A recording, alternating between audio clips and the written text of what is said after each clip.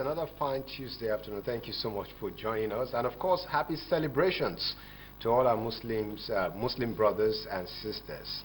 It's your viewpoint, another Tuesday afternoon. Thank you so much for joining us and welcome. I am Rotimi AKINPADE. I must let you know that this program is sponsored by Integrated Communication Services, and it is designed, created, and motivated to encourage moral values in our society and, of course, provide possible solutions to certain challenges around our environment. Today, we're talking about something very important that matters to everybody. We're talking about self-esteem.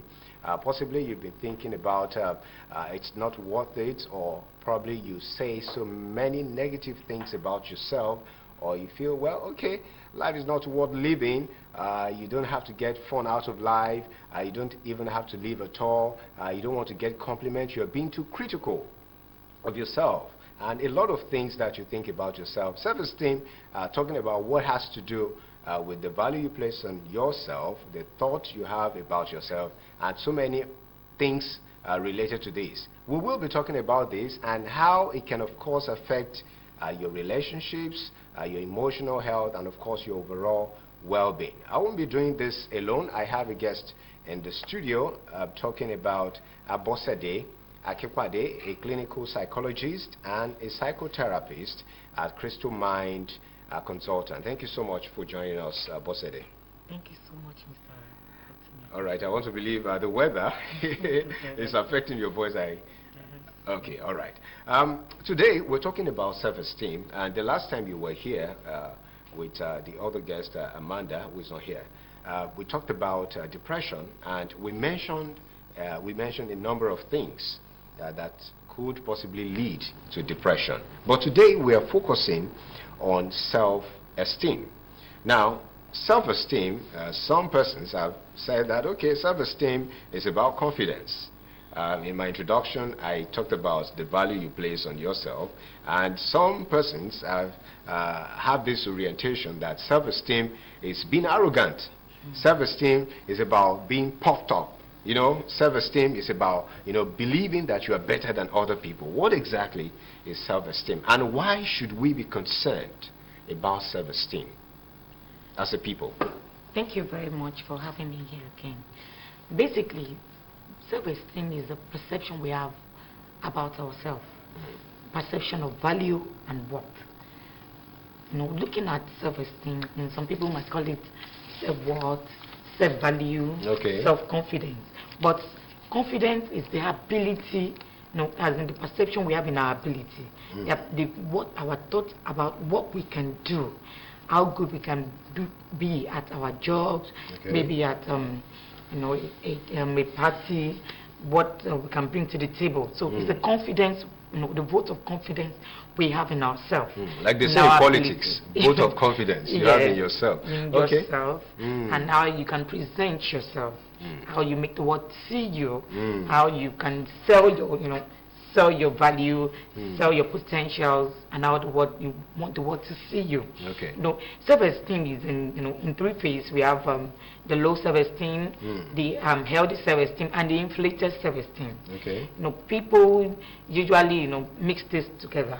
People with low self-esteem are the ones whom we can see they are withdrawn. Yes, we have the mental phase. That word is very common. Low self-esteem. Oh, you have low self-esteem. You have low self-esteem. People say that a lot.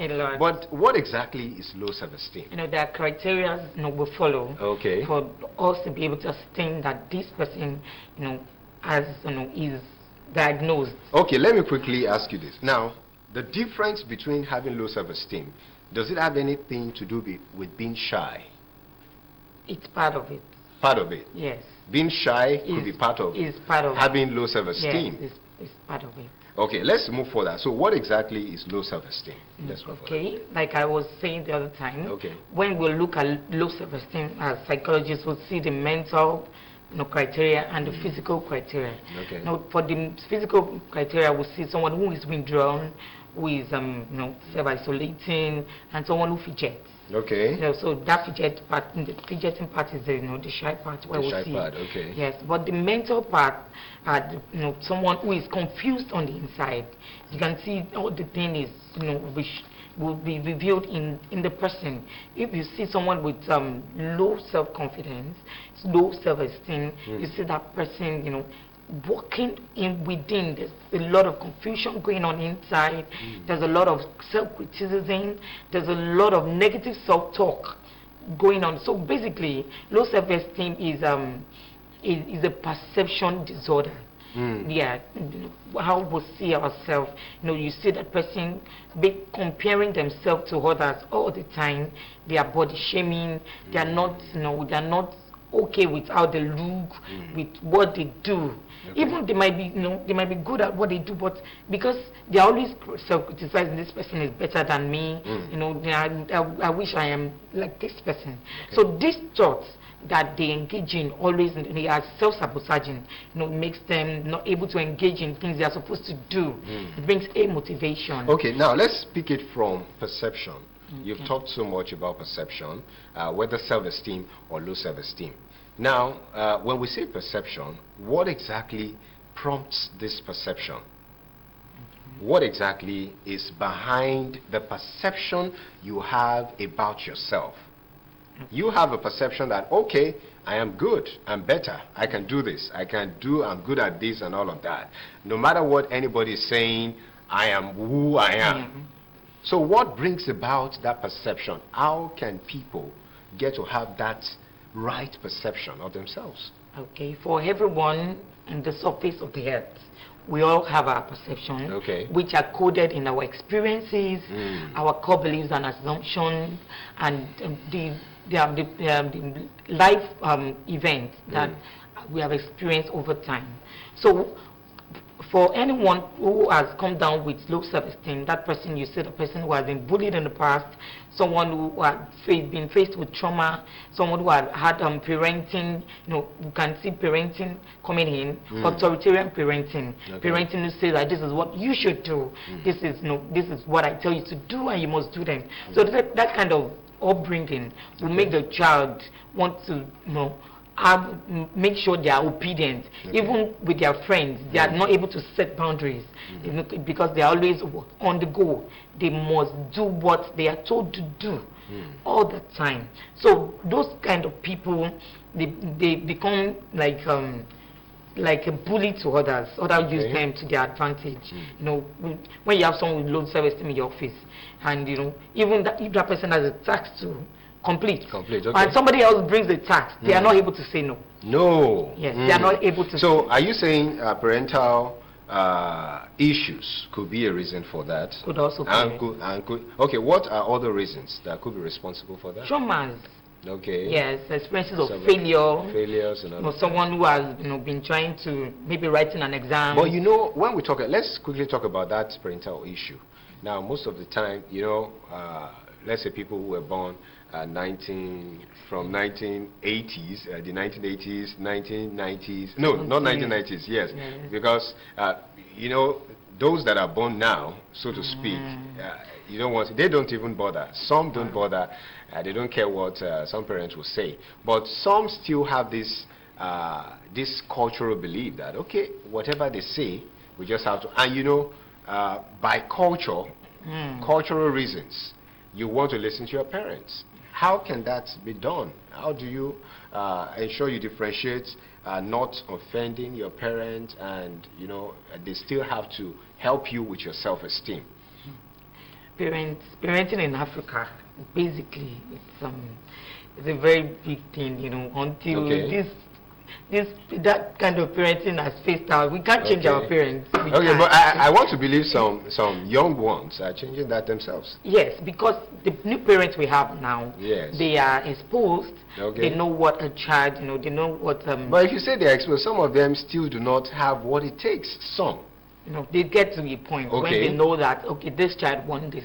Because they know that mental illness is now on the rise. So they know that whenever they are not giving enough, whenever they are withdrawing the affection and the love, the attention they are supposed to give a child, they know that something will bounce back. There's always a feedback. Okay, let's quickly look at that parenting, because it's very key in the development and growth of a child. Now, let's quickly look at how parents, how they handle their children, especially when it comes to correction. What do you think is the right, as a psychologist, what do you think is the best way to handle a child, to correct a child? Is it by beating, smashing, smacking and all of that? Is it by shouting at them and all of that? Which is part of what some people have experienced in the past. But they were able to get out of it as a result of exposure, going to seminars and all of that. So, what do you think is the best way? And don't forget that you spare the rod and you spoil the child. So, what do you think is the best way? In our African setting, as a psychologist, I wouldn't say that beating is the right way. But sometimes our impulses can override our right manners. But the best way to do is identify what a child has done wrong, and then call the child, sit the child down and say, this is what you have done. So the child will be the judge of the event. Because if you have been training your child, even the Bible says that you train a child in the way he should go. And when he grows up, he will not depart from it. So when the child knows that this is the way we do things in this home, and then it calls the child, say the child and say, okay, Bola, you have done this. And then what do you think? Have you done it the right way? The child knows what he has done. Like, let me give an example. When that when the parents, you have the kind of parents who wouldn't want you to eat at a family's house, and then you went there and said, mommy is looking at me, you collect food and ate. When you come back and you said, okay, Bola, sit down, we have a talk. And the girl is already prepared. She knows that she has done something wrong. Except for ones who are moving towards antisocial personality, which we are not going there today. So the child will be, oh, this is what you have done. He said, okay, mommy, I have done this. They know what they have done. So you're talking about, speaking to the child, let him or her understand what he or she has done. Now, what about stubborn children? Despite using that method, some will still go ahead and say, look, I beg, just leave me, let me do what I want to do. There are some children, like, as a result of peer pressure. How do you undo children like that? Yeah, there's a place of reward, punishment. Punishment that I mean is maybe just withdraw something that they love at that point in time. Yeah, not the essential, maybe like just go for withdraw their iPad. Are you talking about financial blackmail? No. No, like withdraw their iPad. Yes, and tell them this is the time until you reflect on your behavior and make corrections. So withdraw what they love from them. So we need to know our children, get to know what they like, so that we know how to dole out our punishment when we are doing them. Not by beating, not by but just take away something they love from them at that point in time, so that they can self-reflect, and then come back to it. All right, you talked about inflated self-esteem. What exactly is inflated? Does that amount to arrogance? Because the word inflated there, it looks like you have 50-50 should have passed. Yeah, they are the Mr. Perfect, Mrs. Perfect. Mrs. Perfect, okay. Yeah. They are they are the ones who knows it all, who has the perfect answers to everything, and then they cannot, they are never guilty. You tell them that, oh, you have done this, they said, no, I have not done anything, I did the right thing. They are always right. So that's inflated self-esteem. Yes. And what effect would that have on one's relationship? Wow, that relationship will be chaotic. It will be chaotic. It will be chaotic. All right. Okay. We have to go on this break. Yes. And when we're back, we will talk about that inflated self-esteem. I want to believe some people are getting to hear this for the first time. All right. But I want to believe the word inflation would have given a little idea. And of course, we need to look at how it affects our relationships, how it can affect and all of that. Now, we have this video, this package for you, which you're going to see very shortly. Tosin Maliki was able to put together, especially for men that love recent trending hairstyles. You get to see that video. And right up to that, we will be back. This is your viewpoint. Please stay tuned.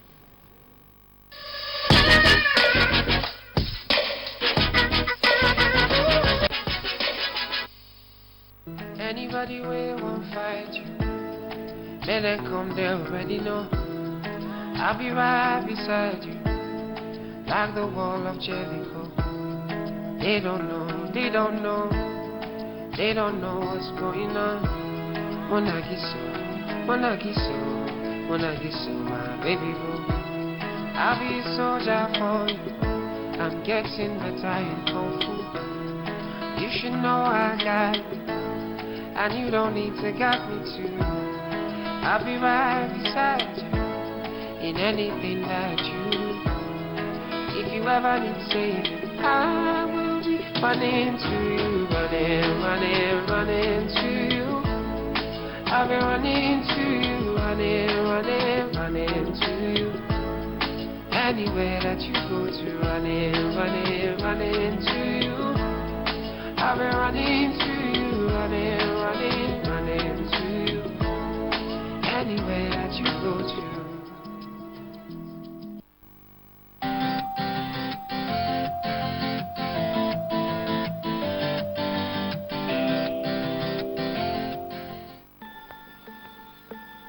Did you know that hair is significant in the life of a man? Being one of the few features that influence people's first impression. The stylish look of a man is impossible without a nice haircut. Most importantly, it is best to choose a haircut based on the features or characteristics of your own appearance. If you find yourself in a state of confusion in choosing a suitable haircut, your best bet is to seek professional advice from your hairstylist or barber. We listed few haircuts for you to try out. Mini Afro. This haircut requires less stress than a full-grown afro and shows off the pure pattern and texture embedded within when you decide to add a bit of gel to spice up the looks. As Corey de Bellu, you got just the perfect and shiny hairstyle. Low-sided cut. This has been in trend for years now, and this is actually the official working class hairstyle and would never get out of style. It gives men that young manly look. It is one that fits perfectly on a lustrous beard and a clean, well-shaped outline. Skin tight. This haircut is common amongst kids while growing up, especially for those who were unfortunate to have dandruff in their hair. But then again, some men keep their hair to this level, and in most cases because they are probably bald or their hair grows uneven. Some celebrities rock this haircut in Nigeria with ease, such as Banky W, Nigerian singer and songwriter, and Ike Obona, Nigerian Nollywood actor, to mention a few. Obama. This style has been in trend and features a low cut, but with fuller hair in front and lower hairs to both sides, as well as the center and the back. Thank you, Barack Obama, for the inspiration. You really had loyal fans across the world, most especially in Nigeria. Punk. This haircut is more advanced and much more recent in nature and could be dated back to the 1980s. The punk is a redo of the early haircut, which has got more swag. This haircut could be seen featured on several Nigerian artists. Smooth and wavy fade. Do you want something that screams cool and fresh? Look no further, this is the perfect hairstyle for you. Everything about this hairstyle feels right, from the incredible texture to the sleek 360 waves and side fade. With this hairstyle on your head, you might start a controversial opinion poll asking who wore it better, you or Drake.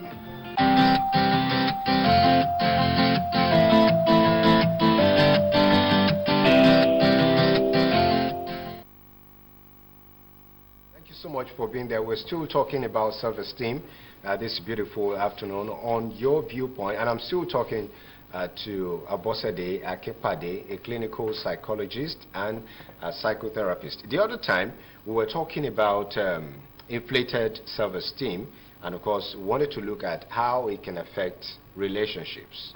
You talked about Mr. Perfect, Miss Perfect, and what it has to do with inflated self-esteem. You want to explain further? All right, thank you very much. People with inflated self-esteem do not mind hurting others because they feel that what they have done is right. and they will stand by it, telling they it looks like it's not even looks like they undervalue the other person, because they feel they need to get ahead, to cover up for their inadequacies. They're always trying to camouflage. Is it about too much ego? Yes. And do we have females? Of course, we have a lot of them. A lot of them. Right now. Okay. All right. Don't forget that you can be a part of the show. You can call the numbers running on your screen. And, of course, you can drop your comment on our social media platforms. That's at your viewpoint on Instagram, Facebook, and Twitter. All right. Let's move forward and talk about health. You said, talked about healthy self-esteem. Yes, I want to believe that is the normal self-esteem. Yeah. So how do you get that? How do you, or let's start with how to identify someone with healthy self-esteem? Thank you very much. Someone with some healthy self-esteem, they are the normal people who do not perceive themselves as better than anyone else. They don't compare themselves to others. They just see themselves as who they are, accept what they look like, what their ability can do, the position they are. They are self-accepting. When they make mistake, they always agree to it. Yes. So, and they are the kind of people who will go out of their way to help, not because they are compelled to, but they do it out of the goodness of their heart. They are accepting. Does it mean that you are humble? Is it the same thing? Humility and healthy self-esteem. You know why? Because some people, because we need to clear misconceptions about healthy self-esteem or having self-esteem. The other time we're talking about having self-esteem and arrogance, so to speak. Some people think that. But very quickly, is there any relationship between healthy self-esteem and being humble? No, humility. They are not related. They are not related. Why? No, they have a bit of both. But humility, goes beyond healthy self-esteem. For humility, even something that belongs to you, you can let it go. You can let it go, okay? Yes, because you want peace to reign. Because you want to achieve something, humility is more of the spiritual part. Really? Yes, because for a normal person, maybe someone who has decided to let go of things, maybe had gotten to a point where they have achieved everything, and like, okay, there's nothing in this world. But somebody who has a healthy self-esteem would also want to do same.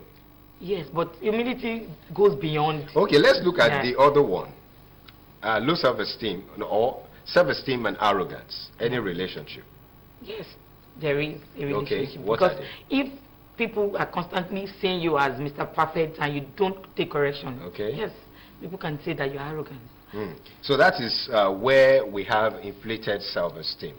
All right, the numbers are on your screen. You can, of course, call in to ask your questions or make your contributions. Let us know where you're calling from, and of course, you tell us your name. We're still talking about self-esteem this afternoon, I beg your pardon. Now, overconfidence and self-esteem. Any relationship? The overconfidence is inflated. Inflated? Yes. Okay, so self-esteem and confidence, the same thing? No. Why? Confidence is the ability you have in yourself, the perceived ability. What you think you can do. Do better than others. Yes, you can be better at singing than others. Your grades might be better than others. Yes, it's the ability, because you have the value and the thought that I can do this, and you can actually do it. Yes. But for people with low self-esteem, they feel they are not good enough. Those are their hypotheses. Somebody else is better than me. Somebody else looks better than me. I am good at nothing. We can say that they have a shame disorder. Shame, yes, because those kind of people, they feel even if they can do this thing, when they come to the stage, you see that they are not able to do it. It's not because they cannot do this, but because they have this self-absorbing thought, sabotaging, what they want to be. They have this negative self-view of themselves that they are not good enough. And then when you constantly tell yourself that you're not good enough, what do you expect? Nothing good will come. Is it possible to have people who try to kill your self-esteem? And how is that done? if you're in a competition, some people, they want to appear, better than others. So, for somebody whose self-esteem is already shaking, and then, and then somebody is already flagging, I can do this. No, of course, you'll be shaking a bit. Oh, I hope I can get, to this point where this person is. But usually, that is a camouflage, like I said the other time. Some people, they just want to camouflage and show you that they can do all this. But, when you get to them, when you say that, no, all this is just a camouflage, it's just a cloud. And it takes, and many people, they don't get close to people, they just make decisions based on the facial thing they have seen. But until you get close to people, there's something called primary effect, recently effect. All right, we have a call now. Good afternoon, and thank you so much for joining us. What's your name and where you're calling from? Hello, are you there? Hello? Good afternoon. Hello, good afternoon. Okay, let's go on. I want to believe the person would call back. All right. Okay, now let's quickly look at self-esteem in children. What is the possible result? How does it have, or let's say low self-esteem, does it have a way of damaging them in future? Is it possible to affect their relationships? And children, for instance, how do you know if you mentioned shyness, which could be part of, what other things can we use to identify children who have low self-esteem? They are self-withdrawn. Withdrawn, okay. Yes. They don't have many friends. They don't participate, when... Not having many friends, does it automatically mean that you have low self-esteem? It's just part of it. Part of it, yes. Okay. No, when you have like 10 items and you are taking good for 5, then you can, can be said to have low self-esteem. All right. Okay, we're still talking about self-esteem and, of course, how it can lead to depression. We've been talking about different types. We've talked about the healthy self-esteem, the inflated self-esteem, and, of course, we talked about low self-esteem, and, of course, perception disorder. You mentioned something that has to do with that the other time, perception disorder. What other things can you say about that, perception disorder? No, perception is just the way we perceive things. Okay. Like, let me give an example. Somebody writes a 6, and you can see the 6 from here. Somebody else sees the 9. It does not mean that that person is wrong or you are right. Just for us to come to a common ground. There is, okay, I can see 6 from here, I can see a 9 from here. But one thing is common, there's a curve. There's a curve, yes. Yes. So you can see a curve, you can see something around, okay, there's something there. So this perception, when we can balance it with other people's view, that's when it becomes healthy.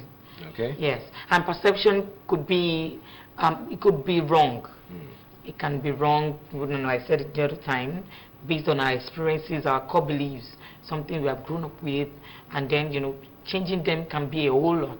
It takes a whole lot of work for us to be able to change our perception about a certain thing or a certain people.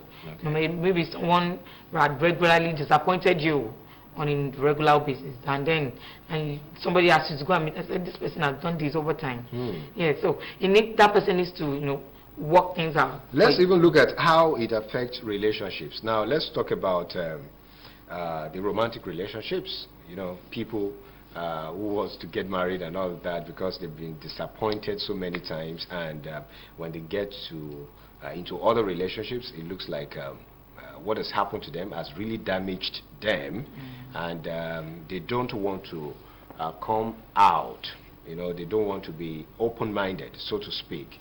What do you have to say to them? When people have experienced failure over time, it tends to affect their self-worth. So it results in hopelessness, helplessness, and people become desperate. Especially, I tell people who comes to me for relationship counseling, you need to wait. Some people, they now become desperate. Say, I must get married before the age of 30.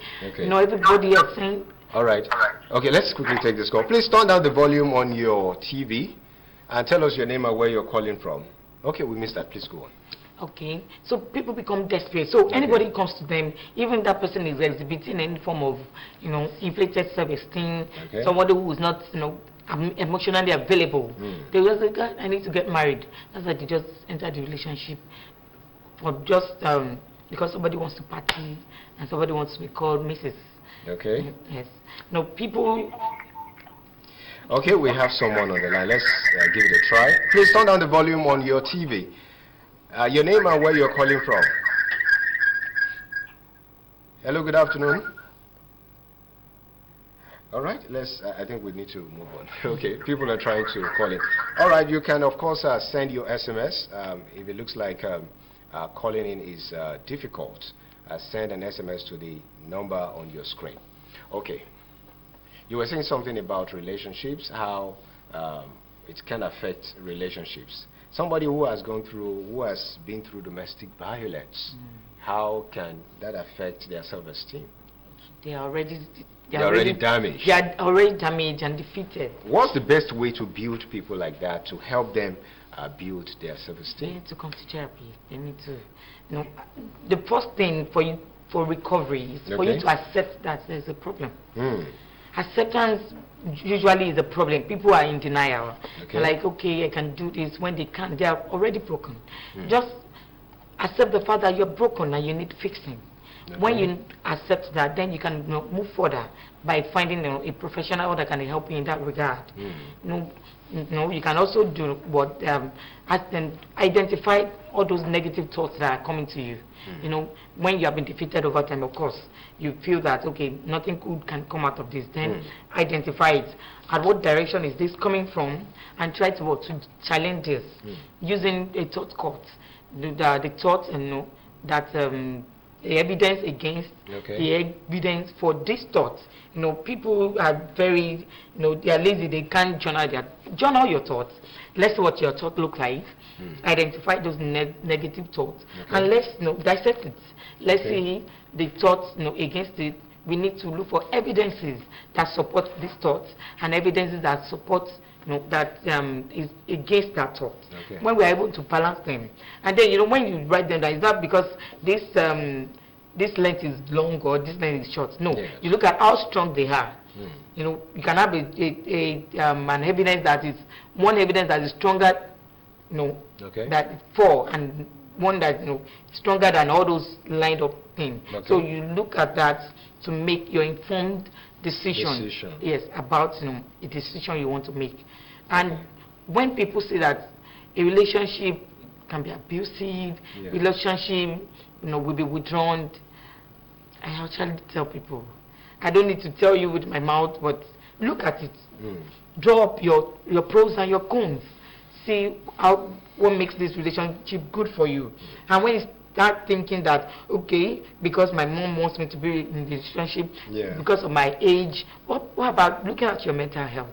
On the long run, how long do you think this marriage will last? Some persons, as a result of having nobody to fend for them, could make them stay back. That's in the place of need. Because they feel that, okay, this person will, but eventually what happens? They run out of that marriage. They are not able to stay, or they get killed eventually. For domestic violence and the like. All right, we're talking about, we've talked about relationship. Let's look at the mental health and the emotional health as well. I want to believe they are related. Yes. How does it affect when you have low self-esteem? If it's a constant thing and it's not being checked, or experiences has not overridden it, even for some people with low self-esteem, they start experiencing, something good that would change their perception. Like, okay, the world is good, the world is a place to be. But for some people who continue to experience failures, who experience setback, some of them could attempt suicide. Some could even, go into depression. So low self-esteem can actually lead to suicide. It could. All right, we've been talking about self-esteem. Remember, you can send your messages to the numbers showing on your screen. You can also call in to join the discussion, the conversation. And I have in the studio, I've been talking to ABOSEDE, AKINPADE, clinical psychologist and psychotherapist at Crystal Mind consultant. Now, people with low self-esteem, at what point do they need a psychologist? Once they're able to at what level? At any level. And how do you now determine that point where you can say, oh, it looks like I have low self-esteem? At what level? At what point? What are the things you get to see? Maybe signs, For symptoms, every if you want to call it like individual, for every individual, want to know that you cannot get at par with every other person. Those things At par? At par. If you say at par, there are so many things that, you see, sometimes it is not just possible for everybody to be at the same level. No. Okay, not that. That's not what I meant. Okay. I meant that when you are not able to get to the level not the over inflated level, just the normal level where everyone operates. You are not able to do what other people do that you used to, maybe like enjoy what other people used to enjoy. Some people, when they're in the midst of friends, they enjoy, but when you're in the midst of friends, it becomes a battle. There's difficulty in that regard when you are always by yourself. You're struggling with yourself. You're finding it so hard to do what others are doing, so to speak. Yes, that is now, so some easy people for them. are being too critical. Remember, I mentioned that in my introduction. Yes, when they make a mistake, then they want to kill themselves. And they feel, oh, okay, how can I do this? Is that low self-esteem or inflated self-esteem? That's more inflated. Because they feel that they need to be better at all the time. There's room for slack. But don't forget, we have people that are perfectionists, naturally. And that's the inflated self-esteem. Would you call that inflated too? It is inflated. Because you can't just be good at all the time. There's room for slack, there's room for mistake. When we are able to accept our mistake, that's when we'll improve. But then when you always tell yourself, I am the best, yes, that positive self-talk is good. But showing that you must always be at the top, then we should also, that is a black and white thinking. If you have it, if you don't have it all, you don't have anything. You call it all or nothing thinking too. Yes. That's interesting. All right, thank you so much for being there. We've been talking about self-esteem. I want to ask, do you play chess? No, why? I do not. Okay, I know a number of persons, many people may not have an idea of how to play chess. But this video we're going to show you is about chess, the chess game. How much of chess do you know? And of course, what do you need to play chess, and how can you be a winner when you play chess? You are going to be seeing that in the world of sport. And right after that, we're on the streets as well to see what people had to say about self-esteem, what their opinions are about self-esteem. And right after that, we will be back. Please go nowhere.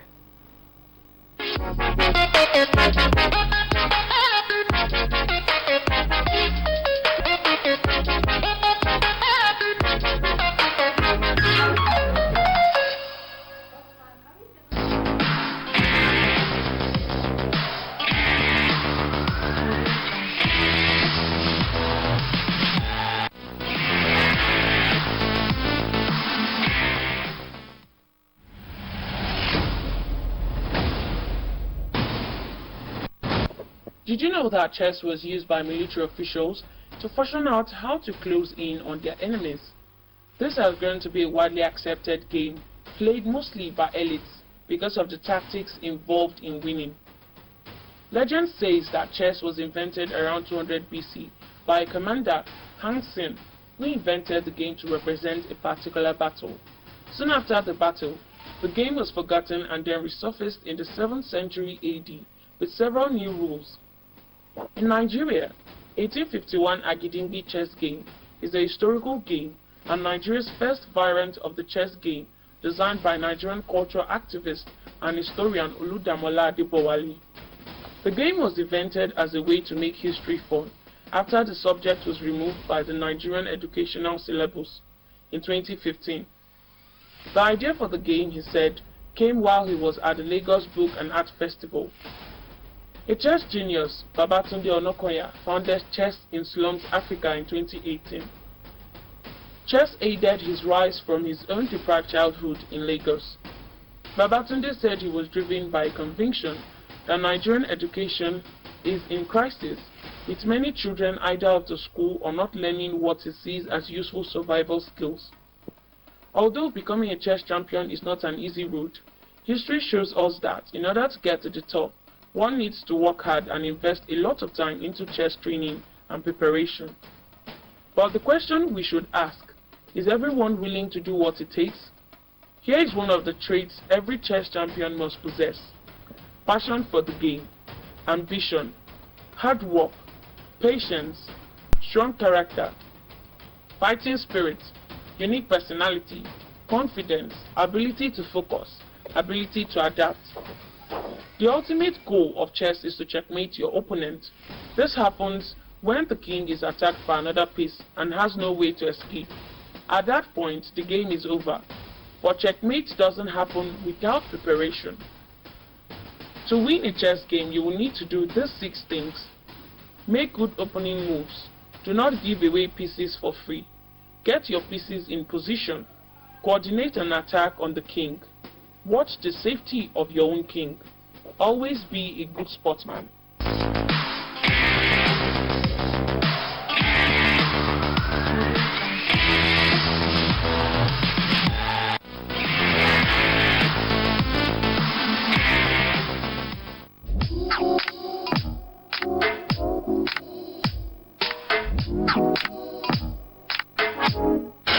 Self-esteem has something to do with confidence.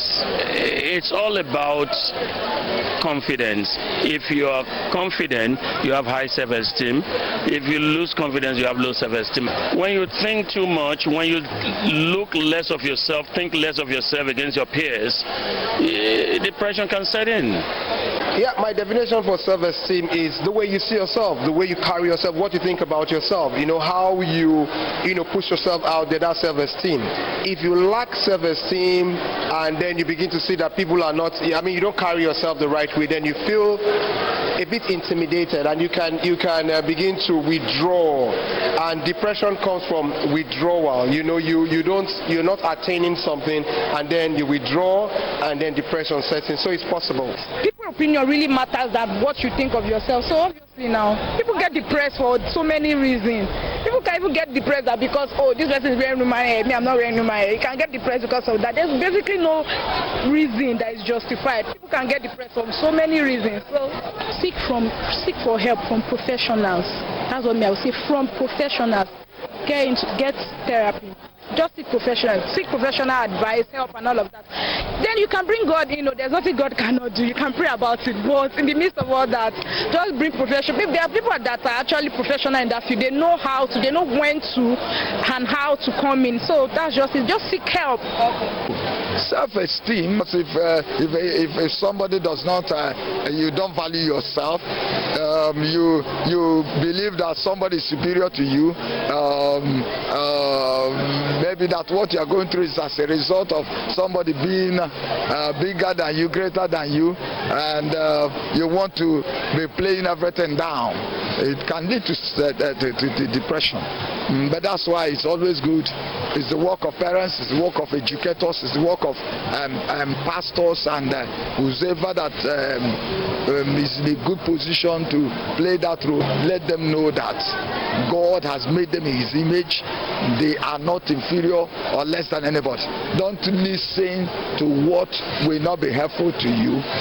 Society, particularly the type of society we have today, used to put pressure on people. The best way is to make sure that you don't listen to those things. Parents play their role, mentors, pastors. There are so many people that can also mentor you, help you to come out of depression. There are bodies today that are playing that role to encourage people to come out of depression.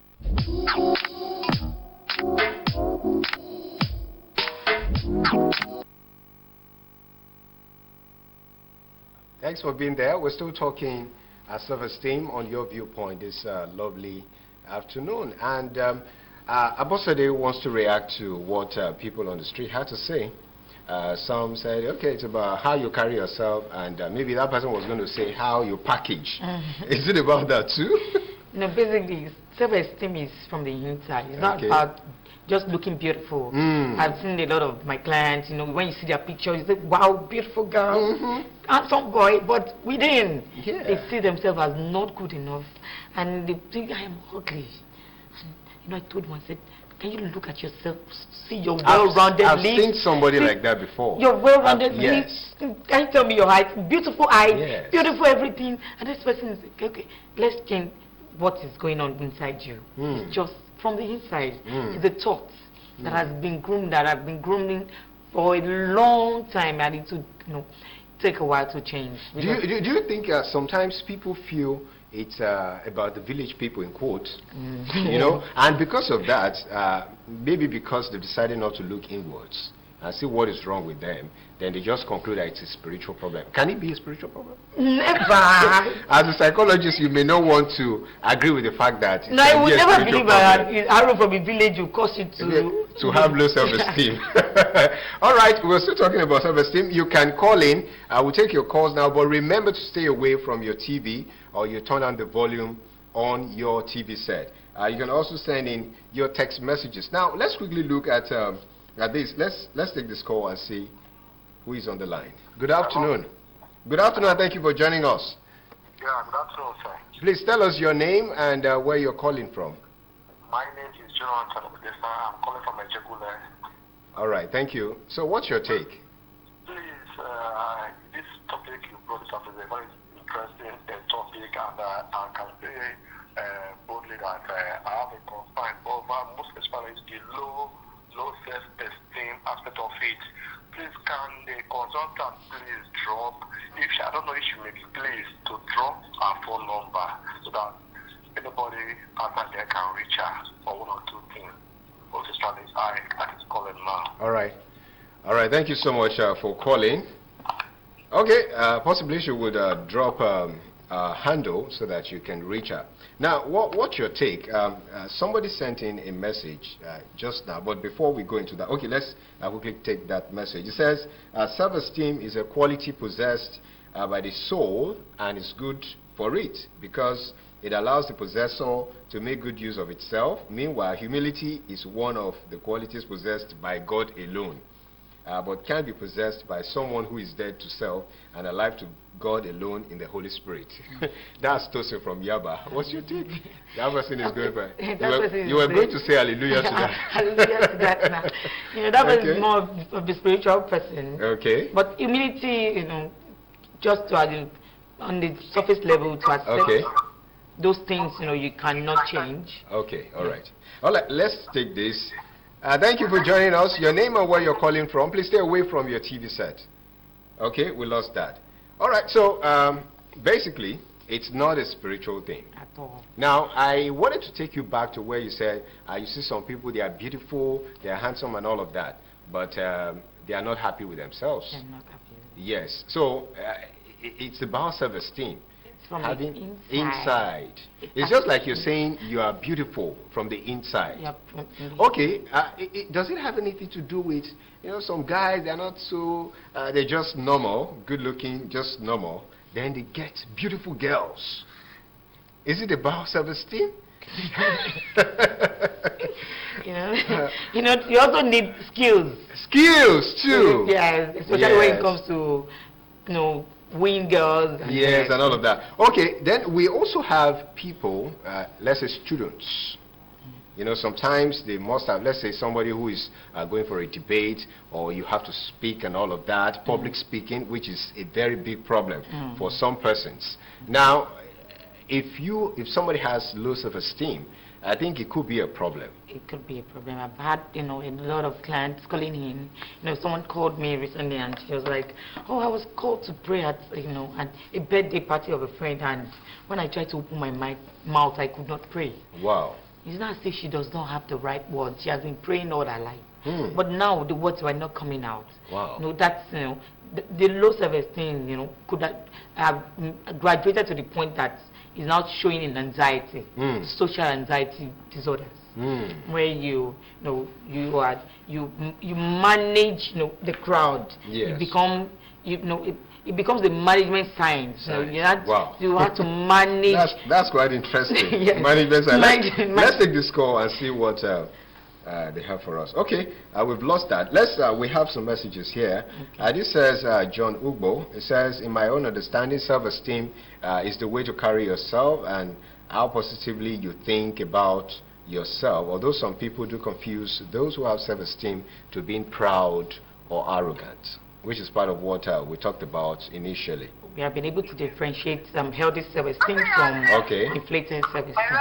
Hello, thank you for joining us. Sorry, let's take this. Good afternoon. Your name and where you're calling from. Stay away from your TV. I'm calling from Mushi. You're calling from Mushi. Thank you for joining us. What's your name? My name is Neka. Neka, okay. What do you have to say to us? Okay, we lost that. Another message here says, you were saying something about being proud and arrogant, or arrogant as it relates to self-esteem, going by what the message said. Yes, inflated self-esteem is different from healthy self-esteem. Okay. Healthy self-esteem are the ones who are able to accept themselves for who they are, what they can do part-time. But for people with inflated self-esteem, they want to get ahead of others, even if he hurts the other person. Yes, they see themselves as better than every other person and deserve to get the best at all the time. All right. Good afternoon. My name is Leandro. All right. Remember to stay away from your TV so that we can avoid that humming sound. Okay, go on. Go ahead with your thoughts. Just a question. A question, yes. What about when you are working for a long year?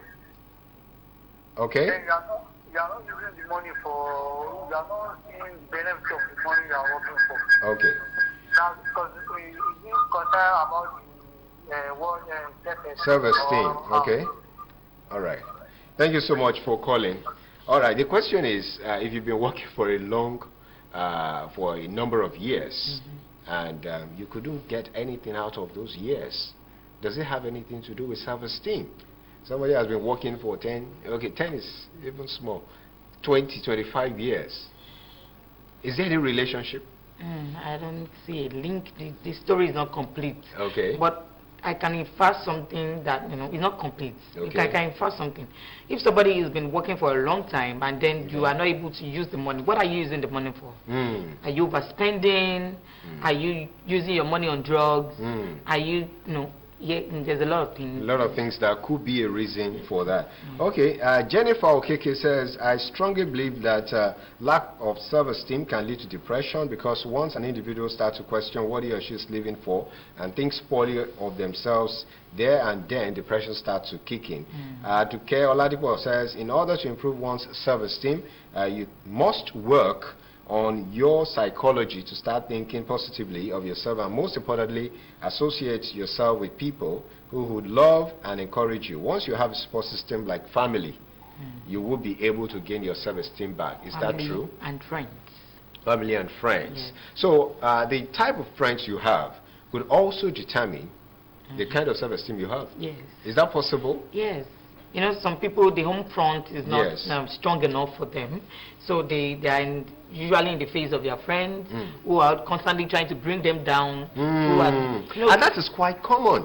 I've seen a lot of persons, moving with, they bring that you cannot do this, you don't have what it takes, and they still move with those friends. Yes. What is responsible for that? Low self-esteem. Low self-esteem. Because it takes for you to accept that this thing is not good for me. These people with low self-esteem are not able to make decisions and stand by it. Yes, they constantly want to be with people who do not love them, instead of them to move away. Okay. It is, healthy self-esteem will tell you, move away from this person. This is not good for my mental health. Is it about, you see, some people couldn't do that. Is it about education that, they are not aware, they don't know? Is it about ignorance or having no knowledge that, these people are not helping me, they are not helping my self-esteem, they don't believe in me? Yes, number one, knowledge is power. When you know something, you can work on it. But some people, they know.